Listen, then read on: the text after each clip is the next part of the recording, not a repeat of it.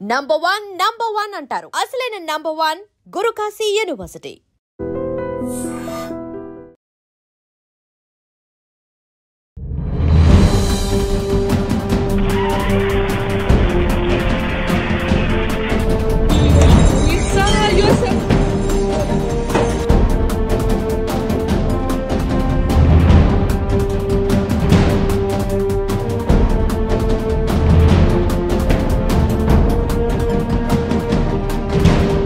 Big breaking న్యూస్కి సంబంధించినటువంటి అప్డేట్ను మనం ఇప్పుడు చూస్తున్నాం. రష్యాలో భారీ భూకంపం సంభవించింది. దీంతో పాటుగా సునామీ హెచ్చరికలను కూడా జారీ చేశారు అక్కడ ఉన్నటువంటి అధికారులు.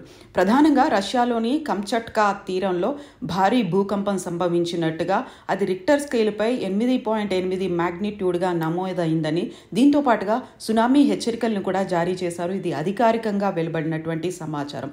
తీర ప్రాంతాల్లో ఇప్పటివరకైతే 4 మీటర్ల ఎత్తులో అలలు ఎగిసిపడుతున్నాయి. ప్రజలు తీవ్ర భయాందోళనలకు గురై ఇళ్లలోంచి బయటకు రావడానికి భయపడుతున్నారు. కొంతమంది అయితే బయటకే పరుగులెత్తుతున్నటువంటి పరిస్థితులు కనిపిస్తున్నాయి. అతిపెద్ద భవనాలు కూడా పాక్షికంగా ధ్వంసమయ్యాయి. ప్రాణహానికి సంబంధించి ఇప్పటిదాకా ఎంత జరిగింది అనేది తెలియలేదు. ఆస్తి నష్టం కూడా ఎంత జరిగింది అనే దానికి సంబంధించి అధికారికమైనటువంటి ప్రకటన రష్యా చేయలేదు. కానీ భూకంప తీవ్రతతో పాటుగా అటు జపాన్తో పాటుగా ఇటు అమెరికాకి సంబంధించి కూడా ప్రభావం ఉండే అవకాశం ఉంది. సునామీ హెచ్చరికలను కూడా జారీ చేసింది. యుఎస్లో ఉన్నటువంటి అలాస్కాతో పాటుగా జపాన్లో కూడా సునామీ హెచ్చరికలను అయితే జారీ చేశారు. కంచట్కా తీరంలో నమోదైన భూకంపం దృశ్యాలు ఇప్పుడు సోషల్ మీడియాలో వైరల్గా మారుతున్నాయి. భయానకంగా కనిపిస్తున్నటువంటి ఈ అలలు చూసిన తర్వాత సునామీ కూడా తీవ్ర స్థాయిలో ఉంటుంది అనేటువంటి అనుమానాల్ని వ్యక్తం చేస్తున్నారు. ఇప్పటికి భూకంపాల తీవ్రతకు సునామీ ఏర్పడడం వల్ల సముద్రం ఉప్పొంగింది అనేది, ఆ సునామీ సముద్రం అడుగులో వచ్చి ఉంటుంది అనేటువంటి భావన ఉంది. దానివల్లే 4 మీటర్ల ఎత్తులో అలలు ఎగిసిపడుతున్నాయి అనేటువంటి సమాచారం అయితే అధికారులు చెప్తున్నప్పటికీ సివేరా కుర్కిల్స్ ప్రాంతంలో ఫ్యాక్టరీ భవనాలు, ఆ తర్వాత అక్కడ ఉన్నటువంటి ఇళ్లు కూడా పాక్షికంగా ధ్వంసమయ్యాయి. రష్యాతో పాటుగా జపాన్, యుఎస్లో ఉన్నటువంటి హవాయి తీర ప్రాంతంలో కూడా అధికారులు సునామీకి సంబంధించినటువంటి సైరన్లు మోగిస్తున్నారు. సునామీ హెచ్చరికల్ని జారీ చేస్తున్నారు. ప్రధానంగా రష్యాలో సంభవించినటువంటి ఈ భూకంప తీవ్రత అమెరికా, జపాన్, కాలిఫోర్నియా తీర ప్రాంతంలో హెచ్చరికలు జారీ చేయడంతో తీర ప్రాంత ప్రజలు తీవ్ర భయాందోళనలకు గురవుతున్నారు. హవాయిలో భారీ ట్రాఫిక్ జామ్లు కూడా కనిపిస్తున్నాయి. అన్ని వాహనాలు రోడ్ల మీదకి వచ్చినటువంటి పరిస్థితి. ఆ వాహనాల తీవ్రత, అవి వచ్చేటువంటి వైబ్రేషన్తో కూడా భూకంప తీవ్రత ఇంకా పెరిగినటువంటి అంచనాలు అయితే వేస్తున్నారు. సునామీ హెచ్చరికల తర్వాత పర్యాటకులు అంతా ఒకేసారి బయటకు వెళ్తున్నటువంటి పరిస్థితి.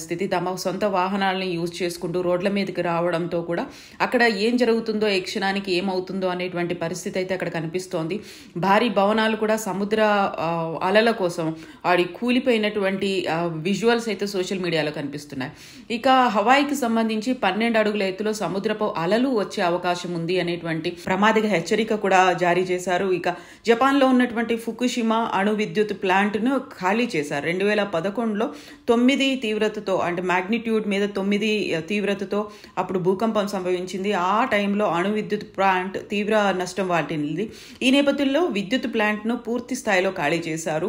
ఇక ఇప్పుడు కంచట్కాలో ఈ ఏడాది ఇప్పటికే 5 సార్లు భూకంపం సంభవించింది. సో అత్యంత శక్తివంతమైనటువంటి భూకంపం 1952లో అదే ప్రాంతంలో సంభవించింది. 9 తీవ్రతతో భూకంపం తీవ్ర స్థాయిలో ఆ టైంలో, అంటే 1952లో దెబ్బతీసింది. ఇప్పుడు కరెక్ట్గా కంచట్కాలోనే భూకంప తీవ్రత కేంద్రం అనేది కనిపిస్తోంది. కంచట్కా అనేది పసిఫిక్ మహాసముద్రం వెంట ఉండేటువంటి సైబీరియా ప్రాంతంలో ఇది ఉంటుంది. సో ఇప్పుడు సునామీ హెచ్చరికలు, దీంతో పాటుగా సునామీ ప్రభావిత ప్రాంతాలుగా ఒకవేళ కనుక సునామీ సంభవిస్తే America, Antarctica, Indonesia, Costa Rica, Fuji, Mexico ఇలాంటి ప్రాంతాల్లో ఉండే అవకాశం ఉంది అనేటువంటి హెచ్చరికలు అయితే జారీ చేస్తున్నారు. దీంతో పాటుగా అప్రమత్తంగా ఉండాల్సినటువంటి అవసరం గురించి వార్తలు అయితే వెలువడుతున్నాయి. సో 8.7గా సునామీ తీవ్రత, భూకంప తీవ్రత అనేది సంభవించడంతో దీనికి సంబంధించినటువంటి ఆఫ్టర్ ట్రెమార్స్ కావచ్చు, సునామీ కావచ్చు, తీవ్రంగా ఉండే అవకాశాలు ఉన్నాయి అనేది అధికారులు అయితే అధికారికంగా అంచనా వేశారు. 8.7 తీవ్రత నమోదైంది అనే విషయాన్ని జపాన్ వాతావరణ శాఖ కూడా ధృవీకరించింది. సో ఒకవైపు రష్యాతో పాటుగా హవాయిలో సునామీ హెచ్చరికలు కూడా జారీ అయ్యాయి. జపాన్ ఉత్తర భాగం నుంచి 250 కిలోమీటర్ల దూరంలో ఈ భూకంపం సంభవించింది. అంటే రష్యా కంచట్కా 250 కిలోమీటర్ల దూరంలో జపాన్కి ఉంటుంది. ఆ నేపథ్యంలోనే సైపాన్, రోటా, టినియన్, గువామ్తో పాటుగా ఇతర ద్వీపాలను కూడా అప్రమత్తం చేశారు. అమెరికా అలాస్కాలో సునామీ హెచ్చరికలు జారీ చేశారు. ఇక సముద్రం తీరంలో భూకంపం రావడంతో ప్రాణనష్టం అయితే జరగకపోయినప్పటికీ అది సునామీగా మారే అవకాశాలు ఉన్నాయి అనేటువంటి ప్రమాద హెచ్చరికలు అయితే జారీ చేశారు. అలలు భారీగా ఎగిసిపడుతున్నాయి. సో అక్కడ ఉన్నటువంటి ప్రజల్ని వాతావరణ శాఖ కూడా హెచ్చరికలు జారీ చేస్తోంది. సో ఈ పరిస్థితులు ఇంకా కంటిన్యూ అయ్యే అవకాశాలు ఉన్నాయి అనేటువంటి మాట కూడా వినిపిస్తున్నటువంటి నేపథ్యంలో అప్రమత్తంగా ఉండాల్సినటువంటి అవకాశం ఉంది. ఎవాక్యుయేషన్స్ ఇన్ జపాన్, దాంతో పాటుగా యుఎస్లో ఉన్నటువంటి మేజర్ ప్రాంతాలకి సంబంధించినటువంటి ఎవాక్యుయేషన్ అనేది కూడా జరుగుతుంది అనేది అధికారికంగా ప్రకటనలు వచ్చాయి. యుఎస్ వెస్ట్ కోస్ట్లో దీంట్లో హవాయిలో ఉన్నటువంటి దగ్గర 8.8 ఎర్త్క్వేక్ మ్యాగ్నిట్యూడ్తో ఎర్త్క్వేక్ సంభవించినట్టుగా అధికారులు అనౌన్స్ చేశారు. ఇప్పటికీ సునామీతో అయితే 3-4 మీటర్ల ఎత్తులో, అంటే 10 నుంచి 13 ఫీట్ల ఎత్తులో అలలు ఎగిసి పడుతున్నాయి. అక్కడున్నటువంటి ప్రజల్ని, తీర ప్రాంత ప్రజల్ని అయితే ఎవాక్యుయేట్ చేస్తున్నారు. అక్కడి నుంచి సురక్షిత ప్రాంతాలకి తరలిస్తున్నారు. చాలా వరకు కంచట్కాలో గాయపడినటువంటి న్యూస్లు అయితే వస్తున్నాయి. బట్ పూర్తిగా అధికారికమైనటువంటి సమాచారం లేదు. పెరు, ఈక్వెడార్, చైనాల్లో కూడా వార్నింగ్స్ అనేది ఇచ్చారు.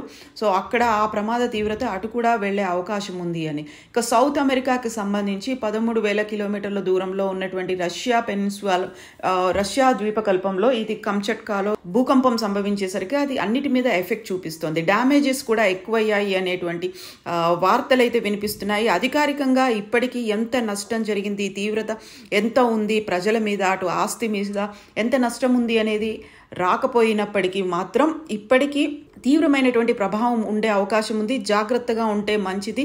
అది సునామీకి దారి తీయవచ్చు అనేటువంటి హెచ్చరికలని యుఎస్ లో కూడా జారీ చేసినటువంటి పరిస్థితి కనిపిస్తోంది.